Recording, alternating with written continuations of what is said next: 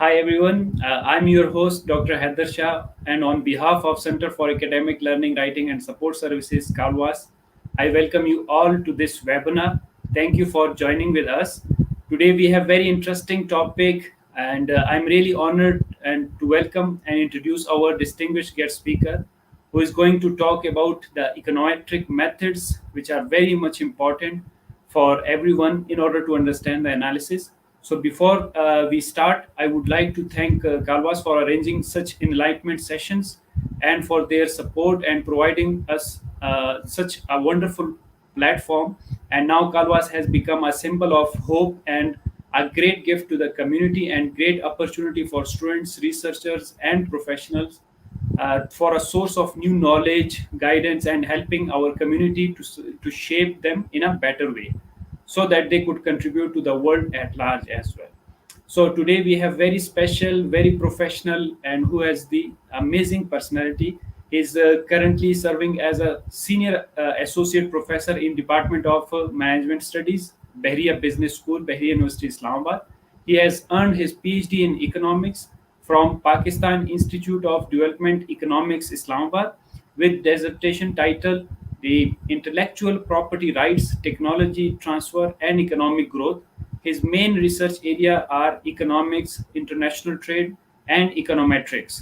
So, on behalf of Kalwas, I would like to thank you so much, Dr. Abdul Sattar, for taking time to talk to us today. And thank you very much for accepting our invitation. It is really great to have you with us, Dr. Abdul Sattar. Thank Ji. you very much, Dr. Yeah, thank you very much, Dr. Abdul Sattar, once again. And as a reminder to the audience, you can ask the questions directly from the speaker at the end of this session. But before we start, I would just like to mention that the format of this today's session would be that Dr. Abdul Sattar will be presenting for about 35 minutes and then would leave time for the question at the end of the session. So let's us get started. Dr. Abdul Sattar, over to you, please. Thank you very much, sir. So, we start from we start session one. We have different session, inshallah, with passage of time. So we start from econometric methods. First of all, uh, screen show रही, sir. Screen showing. Yes, it's visible, sir. Sir, thank you, sir. Thank you, We sir. can see it, Yeah, but the econometric slides method. are not mentioned. Only the file is visible, sir.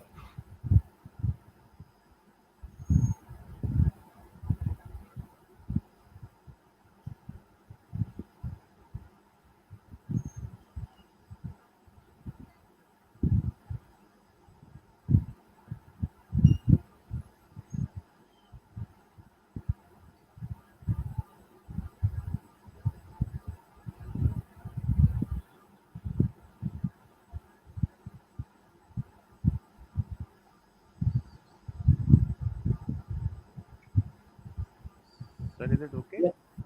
Yeah. We can see, Dr. Sattar, your screen, but the slides are not visible. Slides are visible now. No, it's not. Can you just start again, quit it, and then again share your screen so that it could be visible?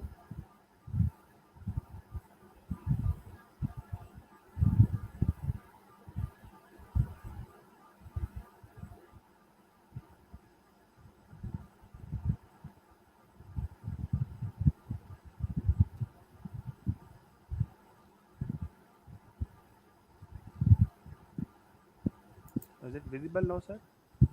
Yes, it's visible now. Carry on, please, sir. Thank you, sir. So we start from econometric methods. So first of all, what is econometrics? These are the contents of today's present lecture. First lecture, we have different session. Though this is our first session. This is outline of today's first session. First of all, what is econometrics? Then regression analysis, population regression function, sample regression function, multiple regression analysis, functional forms of regression models, model selection criteria, inferences, and overall fitness of model. So first of all, what is econometrics? Generally, econometrics deals with statistical methods which are used to testify different theories of economics or finance. We can test different theories of economics and finance either to justify our hypothesis, to show empirical relationship between different theories, different variable, different factors. Uh, Basically, econometrics works different ways. First of all, we identify statement or hypothesis. What is statement? Statement is general statement. Suppose some individual says consumption related with income, or some individual says demand for any commodity associated with prices. On the basis of that statement, we specify a mathematical or econometric model. What is econometric model or mathematical model? Basically, on the basis of functional form, we develop certain mathematical model and econometric model. Suppose if someone says that consumption is a function of income, so on the basis of that consumption function, we develop our mathematical model or econometric model. Mathematical model and econometric models are different models. Basically, mathematical models is general mathematical model. Suppose if someone says that consumption is a function of income, so we develop econometric model or mathematical model in such a way consumption will be dependent variable and respective coefficient and constant term will be introduced later on with the passage of time in order to show the relationship between dependent and independent variable. On the basis our mathematical or econometric model, we collect data for selected variables, such as if an individual is interested to work with consumption and investing income models. So on the basis of that model, individual will collect data on consumption and income. Similarly, when data is collected, then estimation procedure will start. After estimation, we identify, we calculate, we measure different estimators, different parameters, which which basically reflect our objective our study. Then, on the basis of those estimated parameters, we testify our hypothesis. Either those hypotheses are accepted or rejected, or either those hypotheses are true or false, either those hypotheses are supporting our phenomena are objective. Then, on the basis of those uh, estimated parameters, we forecast, we measures, we develop certain measurement, certain forecasting, certain future prediction.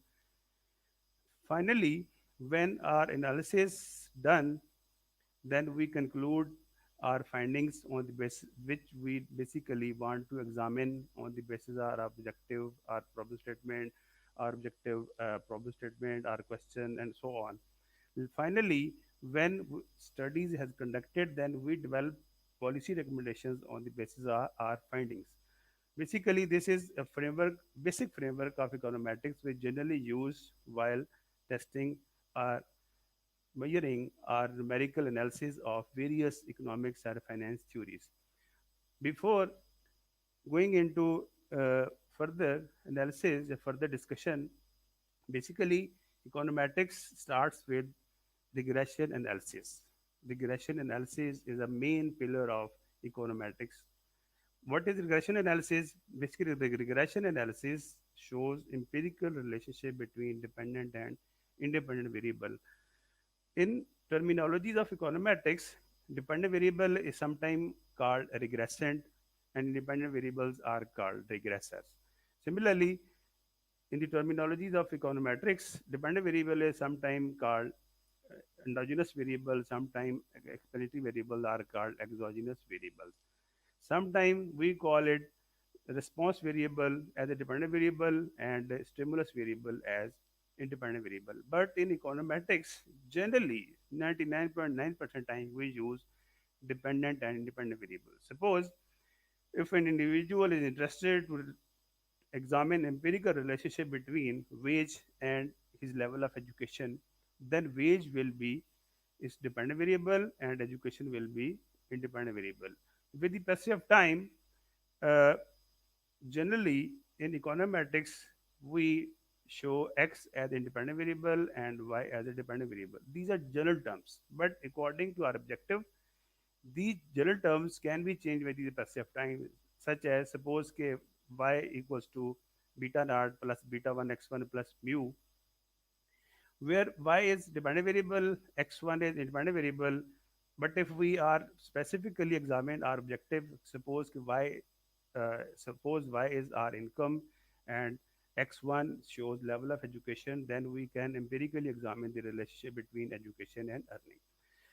In econometrics, when we use two variables, suppose one dependent and one independent variable, then this is called bivariate regression analysis because it is based on only two variables, one dependent and other independent variable. In the terminology of econometrics, dependent variable is sometimes called explained variable and independent variable also called explanative variables. But we use normally dependent and independent variables. Where mu is error term, it is also called regression residual or error terms. This error term basically consists of all those factors which we are not directly examined during regression analysis. Suppose again, if y is dependent variable, x is independent variable, then relationship between dependent and independent variable is shown by relationship, following regression equation. At broader spectrum, regression analysis is basically based on two types of functions. One is population regression function, another is sample regression function. Here in this slide, we are showing as a population regression function where y equals to beta naught plus beta 1 x1. This is pure, Excuse me, Dr. Satar. sir, Your slides are stuck, please. sir, it is working now. To us, it's stuck. Can you share again? I think there is some problem in that.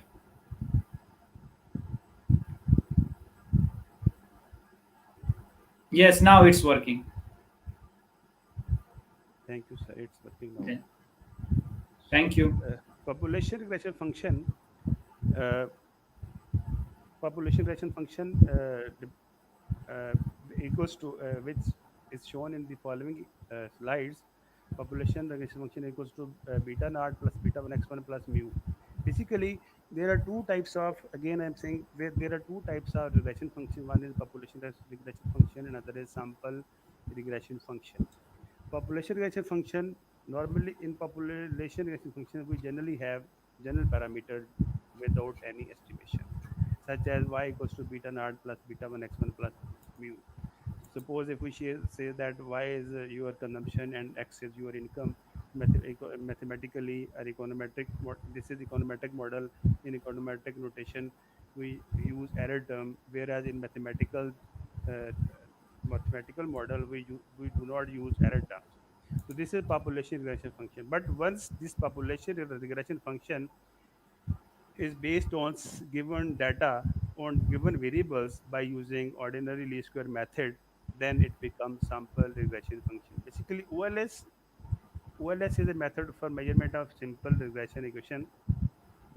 This method based on certain assumption. Suppose this method says your variables must be model must be linearly related with your expected variables and parameters. Similarly, expected value of error term must be equals to zero. Error terms must not correlate with regressors, and the regressor must be strictly exogenous from each other. But there must be relationship between regressor and regressant. According to given data set, as per our objective, once the model is estimated, then it becomes sample regression function. On the basis of OLS methods, we find out OLS estimators, such as value of constant is measured by after certain mathematical calculation and derivation, summation notation, different tools and techniques of mathematics. We finally find out the value of constant and respective coefficient. Suppose constant equals to y bar minus beta 1 head x bar. Similarly, beta 1 is coefficient in our previous model, which shows a summation x minus x bar into y minus y bar over summation x minus x bar square. Basically, OLS says at the value of these estimated parameters, we have minimum error. Basically, OLS estimator assumes that expected value of error term must be minimum. Then OLS estimate OLS method only provides those estimators such as beta, respective parameters, estimated coefficient, where error term is minimum, such as shown in this slide, where beta naught is constant, y bar is average or mean value of dependent variable, and x bar is average or mean value of independent variable, and beta 1 is coefficient of x, which is our independent variable.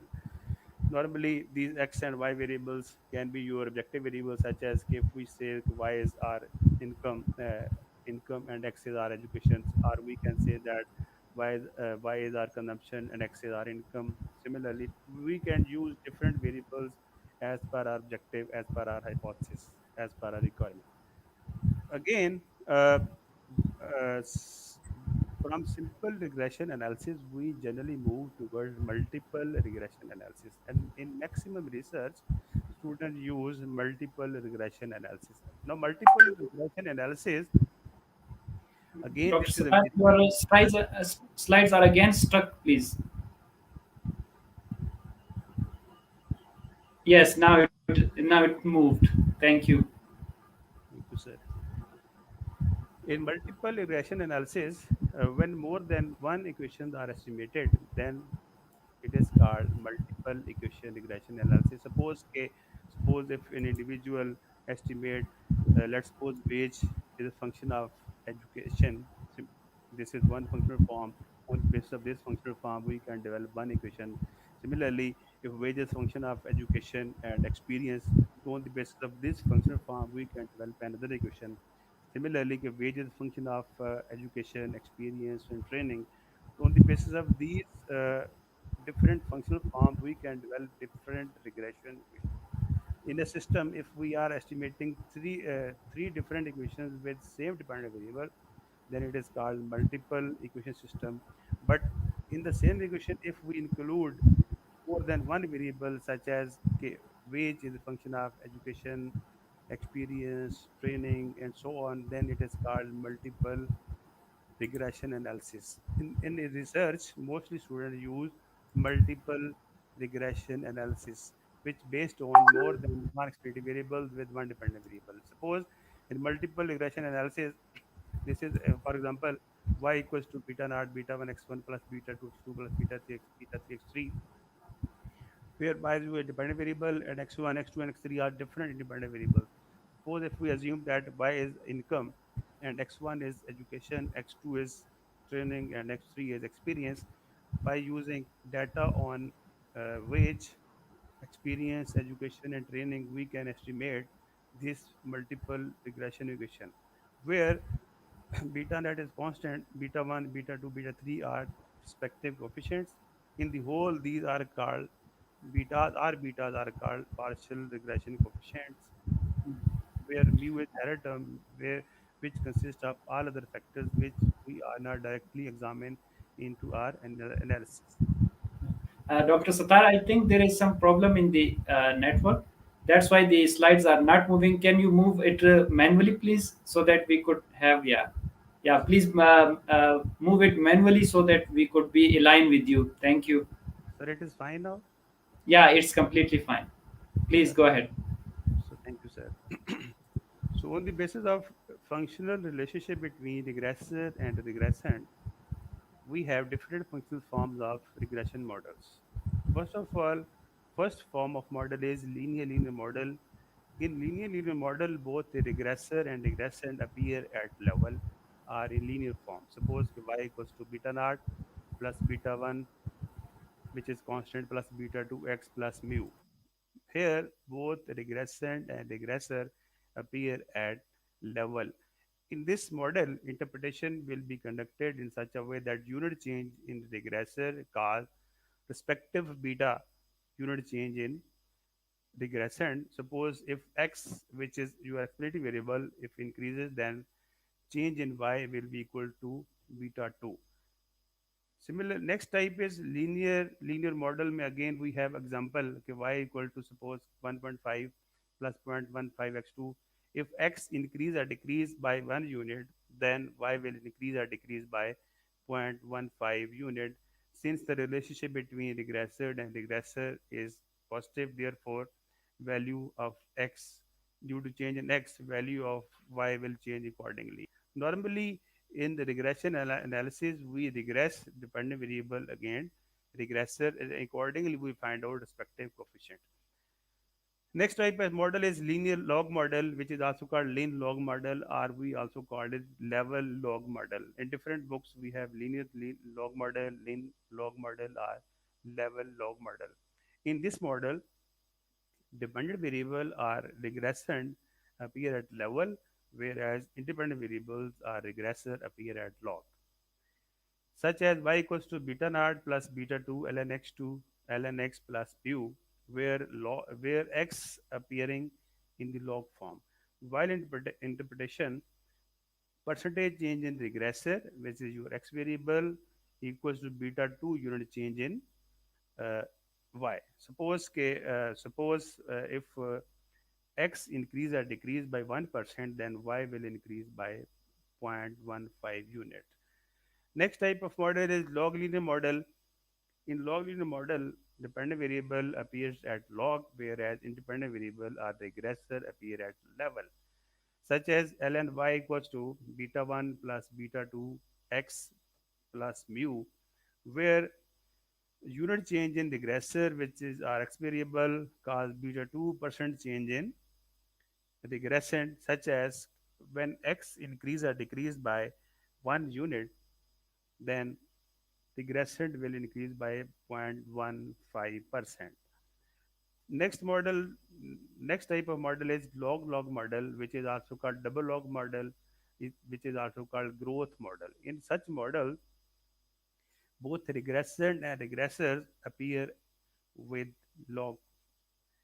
In such models, percentage change in regressor cause respective beta percentage change in regressant. Suppose if beta increased by 1% or decreased by 1%, then regressant will increase or decrease by 0.15%. Now next is from these given models, how we select appropriate model. Suppose we have lin model, lin log model, log lin model, and double log or growth model. From these model, how we select appropriate model. We normally estimate all these models one by one and select such a model whose value of R square or goodness of fit is relatively high. Suppose if a model is appearing with high R square, but theoretically this is wrong. So theoretically this is wrong, then we select that model whose value is relatively low, but theoretically this model is true. Then that model will be selected. Normally, if dependent variable are same, suppose such as previous example, wage is a function of different variables. If dependent variables is same, then we select such a model whose adjusted R square is relatively high. But in such cases, since dependent variable is changing at each stage, such as lin model, lin log model, log lin model, and double log model, dependent variable is changing at each stage, then we select appropriate model whose R square is relatively high. Next is once we have estimated our model, either it can be lin log, double log, log lin, whatever we select one model, suppose which is theoretically true and value of R square is relatively high. Then next is we have to testify our hypothesis. Either hypothesis accepted or rejected, either findings are statistically significant or insignificant. In economics or in stats or in econometrics, there are different approaches for testing our hypothesis. The first approach, which is very fundamental approach, which is called z-test approach, this is also called z-distribution. This approach is also called confidence interval approach, and this approach is only applicable when number of observation is greater than 30. In confidence interval approach, we develop confidence interval, suppose 95%, 99%, 20%, 80%. We take 0 to 100% confidence interval according to our requirement. But normally, we have three different standards 10%, 1%, and 9%, 10%, 5%, and 1%. Accordingly, we develop confidence interval 99%, 95%, and 90%.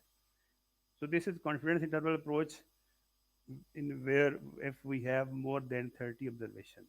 Next approach is t-test approach, also called t-distribution approach, which is also called level of significance approach. This approach can be applicable if observation is less than 30. In this approach is relatively better than z distribution because it can be used for one tail or two tail distribution.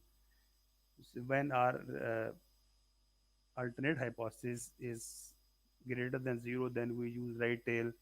When alternate hypothesis, which is also called maintained hypothesis, is less than zero, then we use left tail.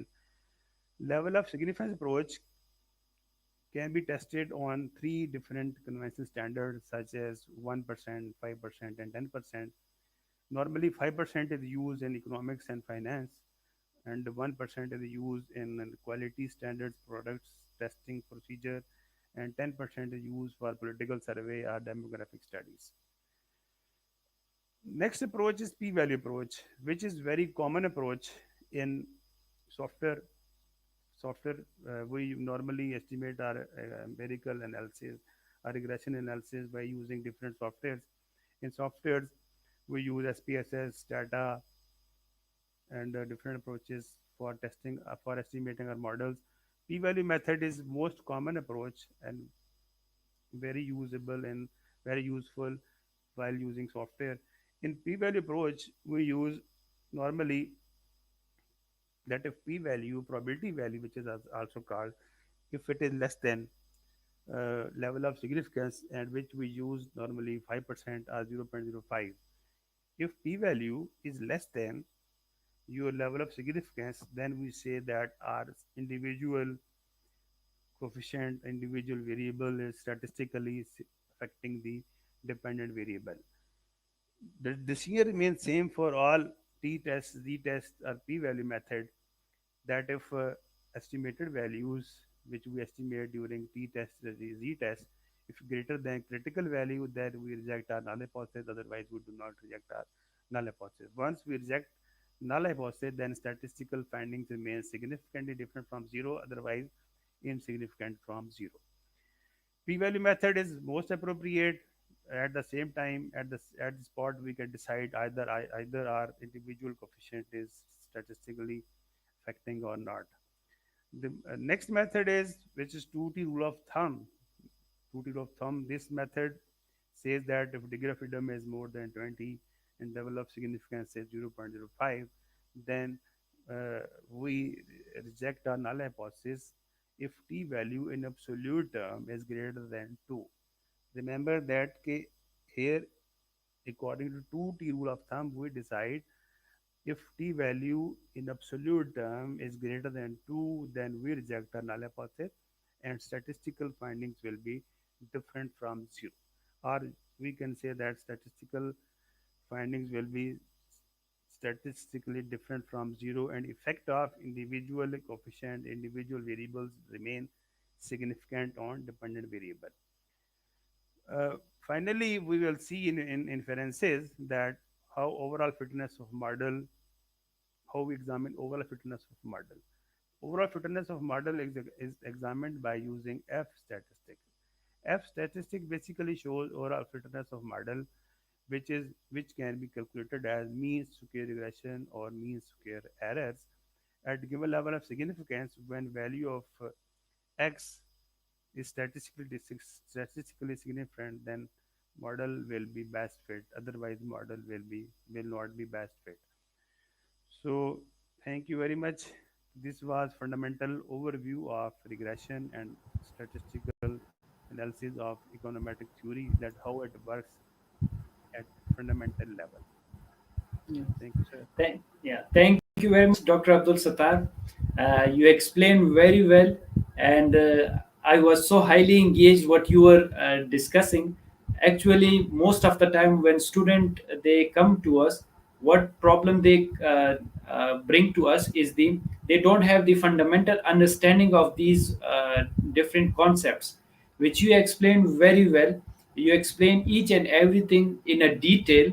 I think that whenever a student would come to us in order to understand the fundamental of basic econometrics, we would refer this your video, that please watch this and then come, and then we can have a discussion on it, because you discussed it in a just like in a manner that anyone, even the first semester of BB honor, they would understand that what is the regression and what is the correlation. And I was very keen, and I was watching all the thing that when you were discussing the double log model, the login model, I heard these terminologies for the first time. But the way you were explaining it, it was so amazing, it was so wonderful, that was so incredible, that I loved. And now I have the curiosity to further learn it, that what is double log and what is log in all these models, because you explain it in a way that attracted me towards itself. That's why we most of the time see that your teacher and your role model, they make the things in a way that becomes very easy for you, and then you love to learn it. It is Right. just the art of delivering. So very well done, the Dr. Abdul Sattar. Thank you so much, the way you delivered this lecture and this basic understanding for everyone. It was so amazing, and students are going to take a lot of help from it, because what you did is the most of the time people have a lot of difficulties in understanding this equations. You have explained each and every equation in that way, and that's why when you have been recommended to us to have a session with you by Right. different our colleagues, it was so well evident that student, they used to praise you a lot, that if you want to learn the basic econometrics or the advanced econometrics, you have to approach the Dr. Abdul Sattar in order to understand in an easy way. So that's the art of everything. As it was expected that you will explain and you will make it very easy for our audience, and the way you did it. Dr. Abdul Sattar, we have few questions for you. Sure. Please shed your light on that and enlighten us. The first question is what is the fundamental difference between correlation and regression? And you explained very well all the things related to the regression, the dependent, independent, all these things. But in a simplified way, please just let us know what is the fundamental difference between them. So that fundamental difference is that correlation only shows direction and degree of association between variables. In correlation, we do not have any dependent or independent variables. We have only number of variables. This basically shows direction. Either is it negative or positive, Mhm. and are stronger or weaker. Whereas in the regression analysis, we normally empirically estimate the relationship between regressor and a regressant, where we examine that at what extent regressant is affected by number of regressors. Okay, This is very fundamental nicely said. In a again in a so simple way, that's why they say if you have any problem, just contact the expert and it will be resolved, and like anything. So very nicely said. Okay, so Dr. Abdulsar, we have the second question, and that is, what is the difference between goodness of fit and overall fitness of model? Most of the time we hear all these things, you must achieve the fitness of the model, and once you go for the fitness of the model, then the goodness of fit, because it is very much interrelated terms, and sometimes the student, they get confused over it. So can you just enlighten us what is the difference between them? Doctor, basically, goodness of fit is examined by value of R square. Mm. Goodness of fit, this is also called measurement of variation, also called. And whereas overall fitness of model is empirically examined by value of F statistics. Goodness Okay. of fit basically shows in percentage terms. Suppose if we have 0.80 value of R square, then it shows on the whole 80% of dependent variable is explained by your number of independent variables. whereas value of f shows either your model is best fit or not. For best fitness of model, value of f stat must be statistically significant at conventional standard. We had three conventional standard, 5%, 1%, or 10%. Normally, we treat value of f stat at 5% level of significance. That value of if value of f stat is statistically significant at 5% level of significance, then we say that our model is overall best fit. Subject to that model must be theoretically proven. Sir. Okay, very nice, very nicely said. Uh, I'm speechless to say in how simple words you are explaining the things, and this is the best opportunity for the student to learn, because most of the time I heard these things in these different vivas as well. That please let us the difference. What is the difference between these things? Okay, we have the third question related to that, Dr. Abdul Sattar, is the what Sir. econometric problems may arise if a wrong functional form of a model is selected? Normally, we have four types of models such as lin model, lin log model, log lin model, double log model. Suppose we have selected one model from whole family. Suppose we say that our model is lin model. Suppose we finalize this model after testing different models. Suppose we say lin model is appropriate on the basis of high value of R square. Student, if wrongly estimate lean log model, your R log model, double log model, but due to wrong estimation or wrong selection of functional form, econometric problem may arise. Suppose the most common problem if we are using time series data, then autocorrelation may arises, or multicollinearity may arises if we are using uh, wrong functional form of model. In this way, our estimated parameters will be biased and statistical findings will be mislead if we are using the wrong functional form of model. Sir. Yeah. Very nicely said again. In a simplified way, in a short way, you just explain the thing. Okay, Dr. Abdul Sattar, we have another question that what are the various characteristics of an OLS estimator? Yes, please.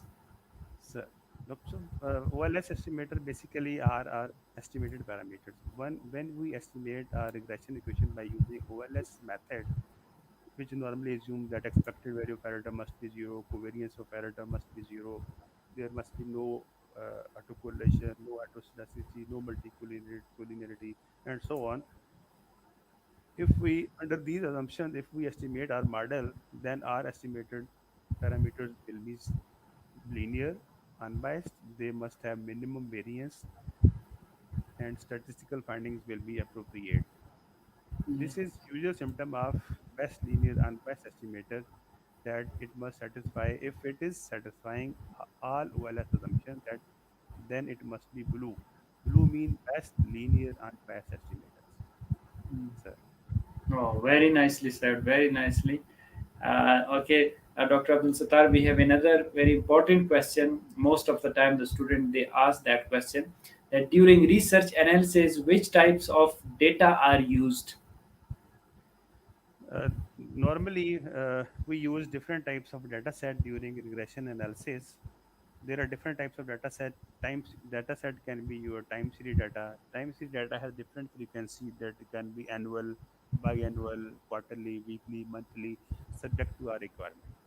Similarly, next type of data is cross-sectional data. Cross-sectional data is a particular time of data for various cross-section units. Suppose if an individual takes 100 banks during 2020 or Mm, 50 firms during 2019, particular time is 2019 or 20, whatever you have taken in your sample size.